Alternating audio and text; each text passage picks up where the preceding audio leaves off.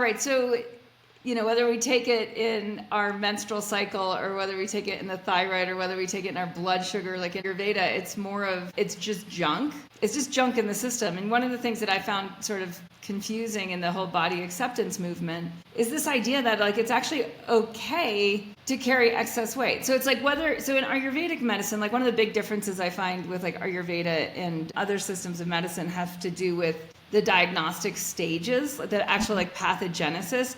Is in part of this is because Ayurveda is both subtle, so it's like this whole subtle body of like where the chakras come from and where some of the more different notions of like how do you map the mind in the body. It's just very different in that system of medicine than it is in an allopathic model, right? So it's like we would look at like, well, like first of all, like does it matter if it's already gotten to the stage of a diagnosable thyroid imbalance when there's all of these other levels of imbalance that we can start to unwind, like get to the root of the root of the issue, unwind, and then the endocrine system will naturally just come back into balance without it having to be necessarily at the stage of a specific diagnosis. So I'm just kind of curious like how that lands with your personal path and how you work with people. So essentially when you look at weight, it's essentially just a symptom that the body has underlying imbalances, right? So we in our society look at weight, we put all kinds of things on weight, right? They think that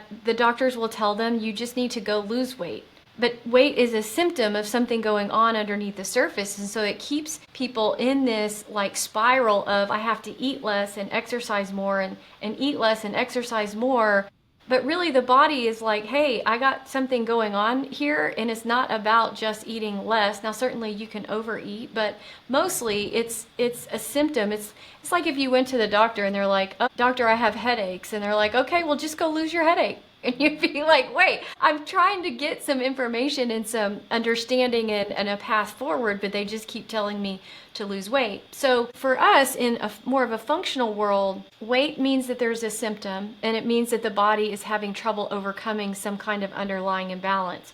And so like what you said, weight is all this junk that's kind of building up in the body. And there are, and I think the research is always behind what we can see sometimes in clinical practice. But now we're looking at obesogens and all these toxins in our environment, and our body is trying to protect us. And so where does it store it? It stores it in the fatty tissues. And a lot of times it's a protective mechanism so that because if we can't detoxify, it's gonna impact our blood sugar regulation and we're gonna start to store even more fat. So this whole weight issue, no, we should not accept that we have a weight issue. We shouldn't necessarily attach our self-worth to that number on the scale, but you should know that it's your body trying to tell you that something is not right, and it is not normal for us to carry around a lot of weight and excess fat on the body.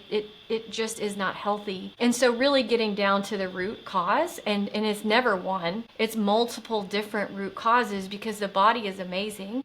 The body is born to heal, and it's a self-healing organism. But if we're constantly stressing the body out in many different ways, the body's like, okay, I can't continue to adapt, or I'm adapting in a way that the best that I can. And so we just have to get down to the root cause to restore function instead of try to override body physiology with a bunch of drugs. Yeah. Yeah, right. I mean, it's interesting from the more, Eastern perspective where there's these levels of like, who am I ultimately, that are all wrapped up in health and in weight. Yep. And as someone goes on a journey into the depth, right, on this depth journey, which is away from culture, right? So if we look at the habits humans used to have, like we didn't used to have issues with toxicity or with weight largely. I mean, most of them are fairly recent within the last 100 years, since vegetable oil and et cetera kind of crept into the diet. So it's like we had trauma, like anyone can go back in history and be like, plenty of trauma.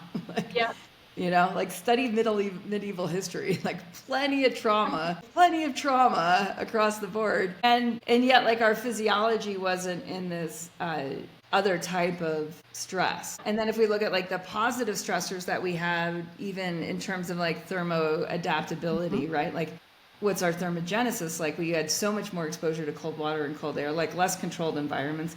So this dynamic variability would bring us into a totally different relationship with our fat tissue, our adipose tissue, in which the adipose tissue was necessary to keep warm, right? And then the fasting, like we were all fasting a lot more until about 100 years ago, until we started storing food the way that we are with modern refrigeration, et cetera.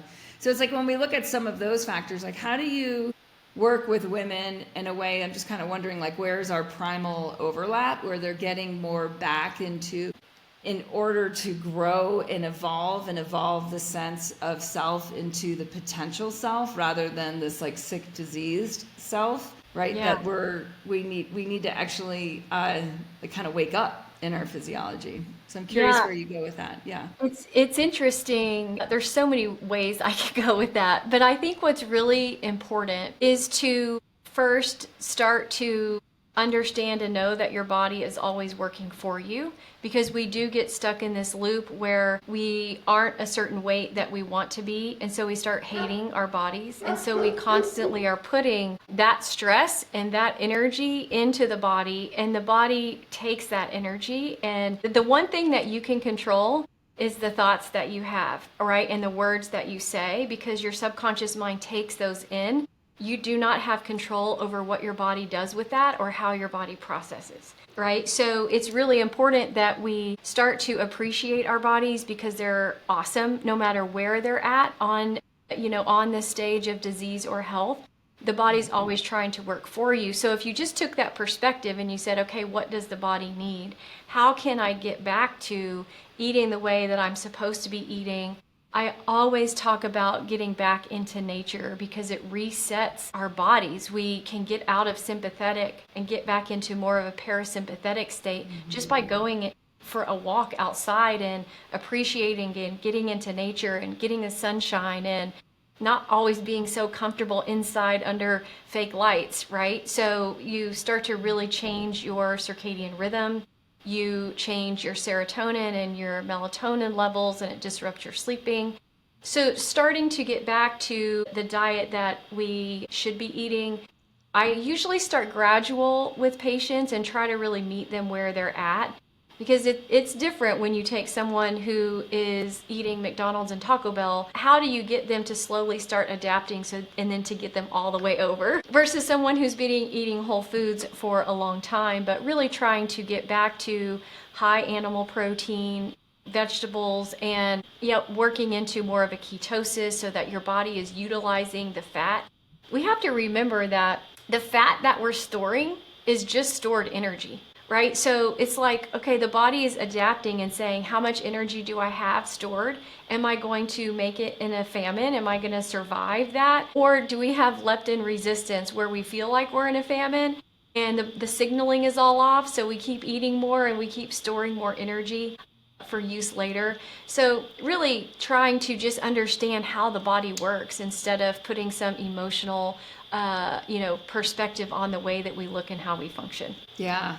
In Ayurveda, the different tissues are understood not just physiologically, but also elementally and emotionally. And so the adipose tissue, the function of the adipose tissue from an Ayurvedic perspective, there is this energy storage component, and then there's also this lubrication. And the lubrication, like the lubrication of all of the joints, of even the sense organs, right, of the senses, that we're in a much more, it's kind of like when you put lotion on, or in Ayurveda we don't use lotion because of the emulsifiers and all that, we use oil, right? And so this idea in oil is fat. So it's like we're literally lubricating ourselves in the fat tissue in the body when it's healthy and in circulation, right? Where we're actually calling on the fat tissue for energy. The joints are more lubricated, right? The senses are more lubricated. The skin is more lubricated. The lips are more lubricated. Even like everything's more lubricated. And then the emotional component is love. So This is so interesting. Yeah. Well, right. It's like, and it makes, like on a lot of levels, it makes so much sense. So it's like if we're storing fat because we're not in a fasting rhythm and we're not therefore an ultradian rhythm, right? Then we're not actually in a level of love. So then that sort of like battle of the mind of like the number on the scale, or I don't like how I feel, or my body, like this sort of war against the body that I feel like you're talking about a little bit earlier, is more of a sign of the fat tissue just not being in in currency, in circulation Yeah. within the physiology. So, how do you instruct patients on how to start to change that? I'm just curious because for me, meditation and really thinking about those thoughts or becoming aware and conscious of those negative thoughts, around the body, but it's something that you have to actively work on, especially if you've been stuck in a pattern of self-hate. Yeah, right. And there's so many levels. Often we're in denial of that. And then there's like these levels of realization and awakening. Yeah. What we do in Club Thrive is it's more of a group momentum towards all the primal habits, all these adversity habits, all these habits that make us stronger and more resilient and more adaptable and more open and more flexible and more able to be in functional groups towards a greater purpose. So there's a number of different habits, and definitely sitting in silence can be great. But for a lot of people, we found as a keystone habit, we've had test communities for about 20 years, so it's a long time. And we find that that's a hard place to start for a lot of people, but it naturally comes later for a lot of people, and it usually can come in at a time where the group is going through, say, a 72-hour water fast or a detox or a specific seasonal shift together, that at that point, because they're less focused on the whirlwind of everyday life, they're already in ketosis, right? In a fat burning state, they're spending less time in their typical food rhythm. That time's opened up, and at that point they're actually like pulled to the mat or the cushion to doing the practice, as opposed to just like trying to do it with like the whirlwind of everyday life and like, where do I fit it in with my Netflix series and my morning coffee? You know what I mean? Like, It becomes another thing that you have to do. Yeah, and often people have, when they start with us, probably like you, it's like they're probably having a certain amount of carbs at night, whether that's like dessert or alcohol, that makes it really hard to meditate in the morning. In Ayurveda, that time between 4 a.m. and about 7, 8 a.m., like this time where the time before the dawn, really, it's 2 to 6 is like even better, where that energy, it's called Brahma Muhurta, where that energy is very, very, the energy of before the sun is risen. So it doesn't matter where you are on the planet, like this, the energy before the sun is risen is the most subtle in the 24-hour period. So there's the most neuroplasticity in that time. But if someone's like drinking 2 glasses of wine with their, pasta primavera and waking up the next morning at 6 a.m., like that window's shut. Like there's not that space. So to start working with thought at that point might just be really frustrating as opposed to rewarding, as opposed to getting that like quick hit of like, oh, that's working. Yeah. So from a physiological standpoint, I always try to meditate at that time because melatonin is at its highest as well. And then you're in that waking state of theta where you can access the subconscious mind much easier. So it's kind of like all, comes together. But yeah, I think that is absolutely a really, really important time. And you're right. I mean, when you start to eat carbs at nighttime, you shut down melatonin production, right? And you also shut down leptin production.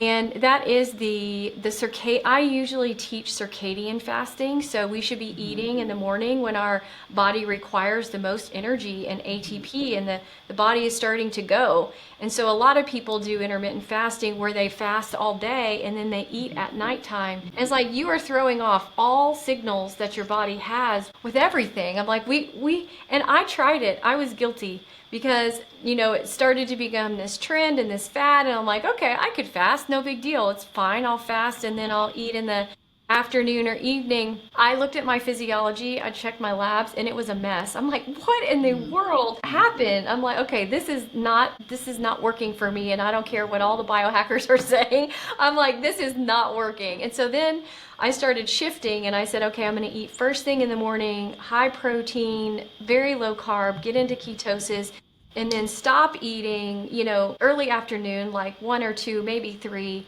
and then fast all night, and everything shifted. Blood sugar stabilized, you're in ketosis much easier, and lo and behold, I'm sleeping better because you can track that. And then it's amazing because I wake up at 4:45 or 5 o'clock without an alarm. I'm like, sweet, everything is just working how it's supposed to. And then you get into your meditation, but it is amazing when you start to shift into more of a circadian fasting, how much your body starts to shift and heal. And I've noticed that patients do that as well. When people that have struggled with their blood sugar for so long, and they struggle with blood sugar variability throughout the night where their blood sugar is all up and down and they're not sleeping well. But if they will eat enough protein during the day and then start to circadian fast, it really shifts and stabilizes blood sugar. Yeah. I mean, in our Ayurveda, it's always been like eat your biggest meal in the middle of the day. Like humans are adapted to eat when they can see. Yeah, Right. funny, right? Who would have Yeah. thought that we needed to actually be able to see and kill our protein and eat it? Yeah, and like so many imbalances across the board just dissipate when we have, yeah, that circadian fasting rhythm. Yeah, I totally agree. So how do you help your patients with, this whole cultural bias towards biggest meal at the end of the day, the family dinner, that importance of the big meal at the end of the day just because our schedules seem to work like that in modern Yeah. culture? Yep, I find that it is a difficult shift, and for me, I have shifted that way. So it has been a change with my family because I don't sit down for dinner. Instead, I usually will just go for a light walk and get outside and move the body and maybe even be in a sauna to raise body temperature before I go to sleep. And so for me, I have kind of worked to, if I cook a meal at night for my family, then I'll make sure to cook enough for me to eat, for lunch, and everybody can eat lunch too. And so I'll still help with some of the cooking, but because my husband still eats dinner at night, he's had to take on a little bit more responsibility, which is fine because we're in this together. And then I also will eat dinner with my family, like on the weekends. I still love going out to dinner and really experiencing and eating great food, but I try to make our dinner reservation at like 5 p.m. So like as early as we can possibly go. What time do they open? It's easier to get a reservation that way anyway. So that's kind of what I try to work with my patients on, is how do we implement this into a lifestyle that also works and is not too much of a disruption, and you still get to do some of the things that you love. So for me, it works to do it 5 days a week, and then I might go out once or twice, during a week and enjoy a good time with my family. But otherwise, I try to help with cooking, and then I go outside and go for a walk and get in nature and do all my stuff that I like to do in the evening. Yeah, I love that. What do Yeah. you tell your patients to do? Yeah, I mean, it's kind of like that. It's like we go with this aim for a solid B minus. Like the whole perfection mindset is going to be like the death to your health. Like it just Yeah. cannot work in a culture. We're all swimming in a culture that is increasingly toxic, increasingly chronically ill, increasingly medicated. So it's Yeah. like that's what we're in. Like that's the fishbowl we're in. And how do you just do a B minus in there? Because trying to do more than that is often self-defeating. Yeah. And then, That's kind yeah, of we like, do go a ahead. lot of these resets as a group where it's like we have no problem just like stop, drop, and 72-hour water fast of just like, just as a group culture that this is normal. Like it's normal to recover that. And as we recover that deeper ketosis, that deeper fasting rhythm, people's fat tissue really thins out, and a lot of those endocrine disrupting chemicals that are in the adipose tissue that are causing all these cravings for stuff that our body doesn't really want or need, start to fall away, and it just gets easier. I think the other part is that modeling for the family, modeling for children, that it's like, oh yeah, that when they're in their 20s, they remember like, oh, when mom would just stop eating for a few days, or mom wouldn't eat dinner with us a lot of the time. That there's what's happening at home when kids are growing up is really, and this, I found this as an Ayurvedic medicine practitioner working with families, is like that's the stuff that sticks. If you work with families for a decade, like you'll see those kids will start to do the healthier habits that their parents were doing. And it might not show up in their teen years or their little, their young adult years, but it'll show up by their mid 20s. Yeah. So I think that gives people a lot more incentive than, I think there's this idea, and I'm guessing, and I'd like to talk to you more about the people that are diagnosed and are on medication and all that with thyroid. But there's often what I find is this like identification with the disease. Like I'm the only one who has to eat dinner or skip dinner or eat earlier or whatever. And it's like, no, everyone else is just getting sick. Yeah, I think that's so important. There's two things. First, we can talk about the identification with the disease. And I always, as I am meeting with new potential patients and really evaluating, do I think this patient is going to be a good fit? Are they going to get great results? Sometimes I have to have a conversation with them because they identify and totally take on the disease as them, their personality. It becomes their full identity. And I just asked the question, who are you when you don't have that disease? Like, can you describe for me how your life will be different? What activities will be different when you don't have the pain? When you don't carry around all of the extra weight? When you can get out of bed and you're not fatigued? Like, who does that person look like? And sometimes they can't answer. And so, it's about with them helping them visualize what could be possible. What does it look like, and really having them create that reality. And that is one of the things that I have them do every night before bed, like 15 minutes, set an alarm, set a timer, turn everything off right before you go to bed. I just want you to picture what kind of life would be like the perfect life for you. Like if you had no ailment, if you had no joint pain, if you had no issue, what would be the perfect life? And then sometimes you have to even like, they're like, I have no idea. So I'm just trying to think, I because have no idea. when you have all of these disease processes and your body is in a sympathetic overdrive, it shuts down the creative centers in your brain and you become in survival. So all you're thinking about is, how do I get from this day to the next day to the next day? And it's like, okay, I survived this day, can I do it again tomorrow? And it's, if I ask them, what are you passionate about?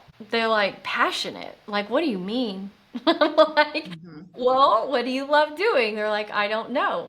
They lose themselves to the disease. They lose themselves to their family. They lose themselves to other things. And sometimes it's because they don't have the capacity to think beyond what's required of them to survive the day. So it is a practice of, as they're going through this transition and as their body is starting to heal and as they are transforming, they have to transform the way that they think. They have to transform the way that they dream. They have to transform the way that they think of themselves, or they're just going to go back to the same old thing that they were doing and they self-sabotage. And so having them know and understand that life can be better and their body can heal, and to reinstill hope again is really, really, really important. But it's a transition, it's a transformation, and it doesn't happen overnight. And they can't tell me what they're passionate about on day one, but usually in month 3, 4, 5, then they're starting to think about, I have more energy than what's required just to survive the day. So now what would I do? And so then it really starts to evolve and transition, and it's just amazing to watch that whole process. I just have to share with you on, I'm going to show you so this is our community inside of Club Thrive. And these are our core, we have core competencies here. So you're seeing the 6 core competencies, right? And it's like rhythm. So that's circadian rhythm, future you, right? And all that which is involved in the visioning and identity evolution, growth path, depth path. And then we go into healing, primal habits, and strategy around that. So it's fascinating just how exactly on the same page our process is, even though we're coming from completely different orientations. Like you studied allopathy, I studied Ayurveda and holistic medicine, and yet we're arriving at the same process in a lot of ways. I think that there are universal truths, right? Like when you hit on a universal truth, it can come from different perspectives and different aspects, but it withstands the time. And so if you're continuing to get to the root cause and truly truly work on ultimate, like, how do we get the body in the most optimal, healthiest state, you're going to arrive at the same conclusions. And so, whatever way we start, I think if we Yeah. keep digging, you're Yeah. going to come across universal truths, just like there's universal truths with, meditation and spirituality, which it's all one thing. And universal truths with success. And, you can look at some of the, like Napoleon Hill, some of the people from a long time ago had principles of success that we arrive at still today. And it's like the same thing. So it's really awesome. And that's when I think that we find something that's not another fad, but that is something that's going to really push us. And that's what I always am trying to work on myself, but also teach patients not to follow the latest fad, because the diet industry sets it up so that we keep following fads, and those fads never are successful. I was asked to write a diet book, and I said, oh, I have a diet book already. So, I've got all these recipes and all the meal plans, and we can certainly change some of the wordings and kind of make it new, but I already have the bones of it. Let's just do that. And so the publisher looked at my book and they're like, there's nothing in here that's like a fad. Like, no, because I don't want it to be a fad. I want it to be a lifestyle, and I want it to really heal the body. And they're like, yeah, well, we need something like the South Beach diet, or something like that's like it's trendy. I'm like, yeah, I don't think I'm your gal. I said, Totally. I'm gonna go ahead and pass on that, because I'm trying to get people to instill a lifestyle and really improve health, and not jump on the latest greatest thing that we're thinking that's going to be the next thing. So anyway, it's really about the universal truths and how does human function optimally. I think it's, what's been there since we've been here. So for someone that has was diagnosed with low thyroid, put on medication, told that they'll need medication for, the conceivable future. Yeah. Yeah, just tell me a little bit about, like, what is your perspective on medication? Like, where are some of the, I would say, potential harm or side effects in there, et cetera, as opposed, especially for someone who's not also doing the diet and lifestyle changes, or being in a community where people are healthy that have overcome, have changed enough to re-regulate their physiology. Yeah, I would say this. Most women who are diagnosed with hypothyroid actually have an underlying autoimmune condition called Hashimoto's. So, it's kind of, this is what I would say as far as needing medication. If your immune system has attacked and killed the thyroid, or attacked the thyroid so that it's functioning very low, there is a need for medication. It might be temporary, but there's a need for medication, because when the thyroid hormones drop too low, it's a trigger for the immune system to attack the thyroid even more. Now, on the other hand, you can heal the body. You can put autoimmunity into remission. I have Hashimoto's, but I've never been on thyroid medication. And I just really work to stabilize the body. There have been patients who've regrown thyroids, right? There have been people who got off thyroid medication and didn't need it again. But there's levels to healing that the body has to go through in order to get there. So I always work on, let's just keep working on underlying triggers. You need to take the medication as long as you need to take the medication. And ultimately, the ultimate goal would be to get off if we can really stop the autoimmune. But that takes a lot of healing on the patient's part. Now, with that being said, you can certainly over-medicate. And thyroid medication, it's thyroid replacement hormone. And so when you're taking, and sometimes, actually, thyroid hormones are the most overprescribed medication on the market. Overprescribed. So that means, like, when someone's been labeled with hypothyroid, anytime they have a thyroid symptom, a lot of times the doctors increase medication to suppress symptoms instead of actually looking at labs and saying, does this person actually need more thyroid hormones? So they push more thyroid hormones on the patient to lower and suppress symptoms, even though it could be a blood sugar problem that's causing those symptoms. It could be adrenal, it could be so many other things. It's like the same exact symptoms that we associate with low thyroid could be so many other things. But doctors will over-medicate so that essentially we're almost in a hyperthyroid state, and now it completely suppresses thyroid function. You start to see the thyroid shrink, and then it's not able to produce thyroid hormones anymore. and our thyroid receptor sites start to go down as well. So we have less receptor sites. So there is harm in taking too much medication, and then it really does shut down your thyroid's production of thyroid hormones, because the body's always trying to regulate, and you can't ever put something in the body and not think that it's going to affect multiple systems. I know in Western medicine everything is so compartmentalized. Like it's like they look at the thyroid in a box. Like the thyroid doesn't affect every single cell in the entire body. But the thyroid hormone is unique in that you have thyroid receptor sites on every single cell in your body. And so everything is connected, especially in our bodies. And if we continue to compartmentalize everything, then we're just missing the bigger picture. And why are women more at risk?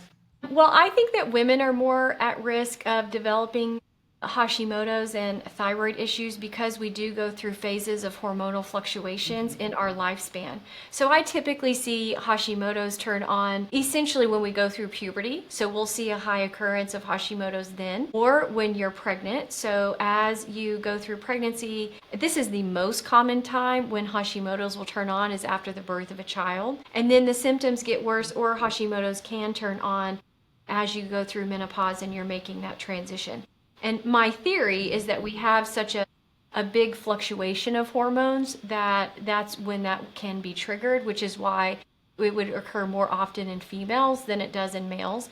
But I do see it in males. And what triggers it in males, every male patient that I've seen that has Hashimoto's, it was triggered by a major stressful event, a loss of a job, a big move, like some big thing that happened that kind of triggered that for men, but not usually big hormonal fluctuations. Yeah, and women, so in Ayurveda, like the perspective on that is like the imbalance was there before hormonal fluctuation, right? For or sure. in men before the stressful event. Like that, it was just that like, Yeah. right? Otherwise, every woman would have it, right? Like every single female would have it because we all have hormonal fluctuations. So Right. obviously something was there that just kind of flipped the switch or made you, go over. Yeah, and what we look at in general, like what was there was conventional habits. Like from the Ayurveda perspective, it's like, well, right, the person was not living in tune with circadian rhythm, in tune with ultradian rhythm, in tune with their body type, and in tune with their dharma, or their unique you, their unique purpose. So it's like these, then we go into a life transition, right? Which, like the good, the bad, and the ugly, right? We go into a major transition and the body's already like, oh, that's the straw that broke the camel's back, right? Yeah. But it wasn't like that was the bullet to the, it was like, no, there was a lot of straws. That was the straw that broke the camel's back. And so if we medicate over that, we should just expect to be on more medications in the future, right? Instead of like, okay, let's unpack the camel, right? Exactly. Like let's really exhale and lighten the load. It's fascinating too about, I find with like menarche and menarche, pregnancy, menopause, right? We just look at like those three big ones. Is like the cool thing for women is like we have that like 28 day, like how are we doing? Whereas men really don't. Like they can really let imbalances build up for a long time without like severe punitive effects. But like I was working with a teenage girl last week who I'm like, we got it. Like you cannot medicate over these symptoms anymore. And her mom passed and I've sort of stepped in to help her.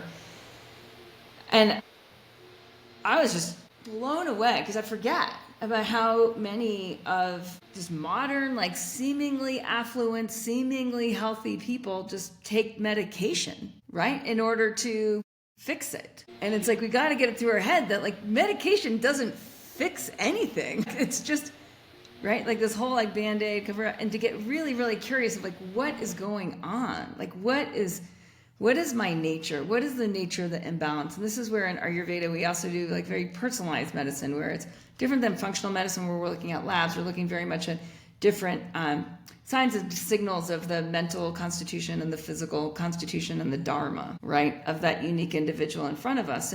And so like with that, you could never have a one size fits all prescription. Yeah. Right? It would have to be a customized, like we're going to use this plant and this plant and this plant and this plant because you're you, and these are and then along with taking these supplements, all these diet and lifestyle changes are what actually are going to unwind it, and the supplementation is just going to kind of help you manage symptoms along the way until you can really have uprooted the lifestyle, like the daily habits, essentially. Yeah, I think it's important that we don't associate medicating with fixing.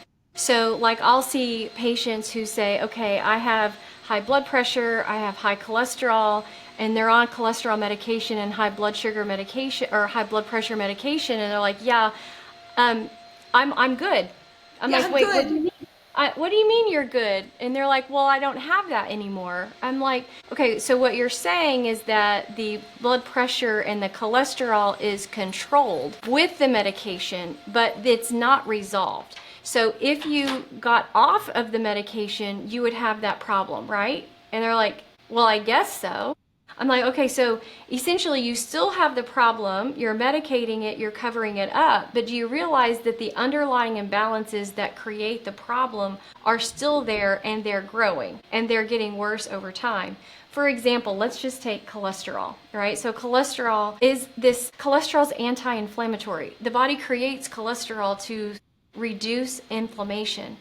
But if you take a statin drug and you just take away the anti-inflammatory component of your body, which is protective, it's trying to protect you.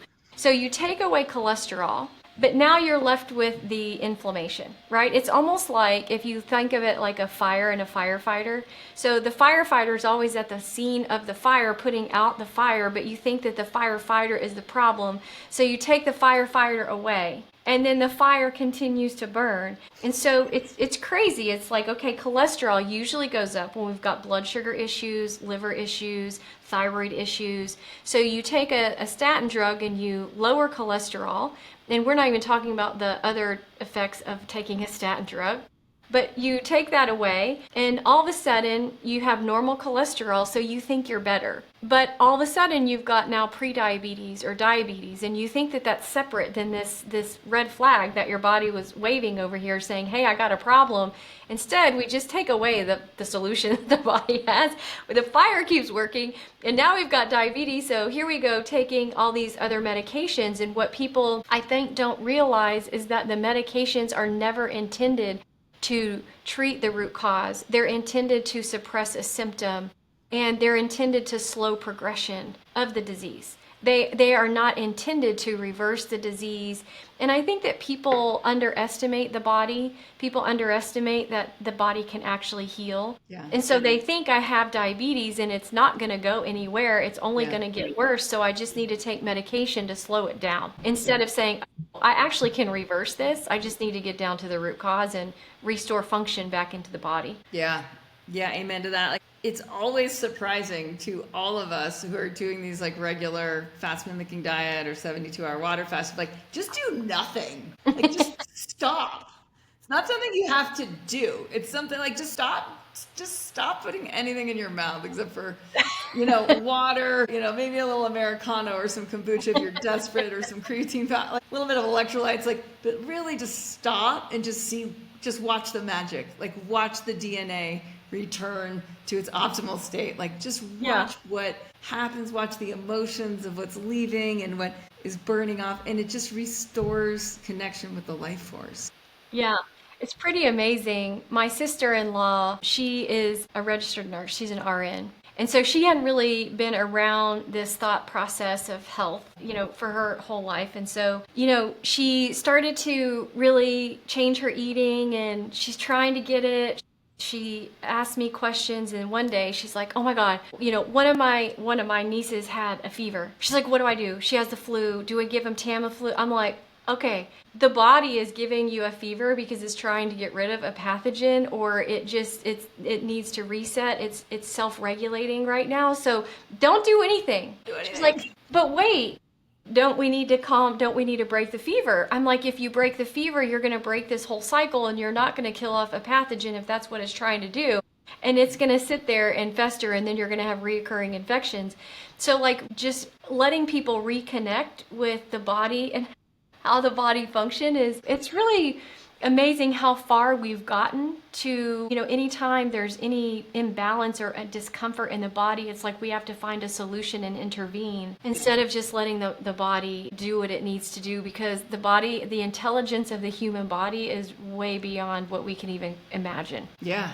Amen to that. Yeah, that's why I wrote Primal Habits. And I was just like, just return to primal and everything takes care of itself. It's and amazing. You get super clear on your purpose and passion, and with other people that are super cool to hang out with, and like life beyond your wildest dreams. Like this is our nature. Like we are nature. This is our nature. We are 13.7 billion years of evolution and process. Like let's live like it.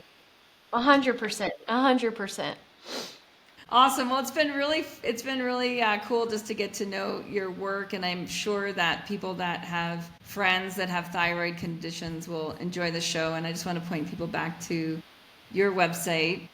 And again, this is Dr. Heather Stone, and I'm Kate Stillman, and Heather's site is reversemycondition.com, and people interested in Club Thrive can go to clubthrive.global. Any closing thoughts, Heather? No, I think I appreciate you having me here, and it's been a great conversation. And I think ultimately, if we could just really get back to nature, get back to, what you say, primal, is really, really important, because, if women could start to be hopeful again, that their body can get back to optimal function. I mean, there is not enough. I have a huge mission to change the face of healthcare.